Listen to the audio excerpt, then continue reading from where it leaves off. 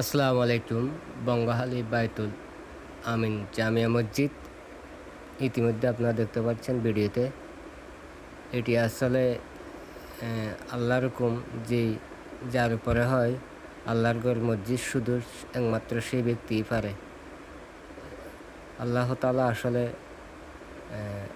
আলহাজ সৈয়দ আমিন সাহেবকে যে হুকুম করেছেন সেটা বাস্তবায়নের দিকে এগিয়ে যাচ্ছে। এই মসজিদটি নির্মাণের সব অর্থ ব্যয় আলহাজ সৈয়দ আমিন সাহেব, লন্ডন প্রবাসী, ওনার অর্থায়নে এই মসজিদ নির্মাণ হচ্ছে। আসলে এটি এক সময় ছিল কাছাড়া আবর্জনার একটি পুকুর, সে সাথে আল্লাহর ঘর নির্মাণে এটি আজকে সবচাইতে উত্তম জায়গায় পরিণত। আসসালামু আলাইকুম।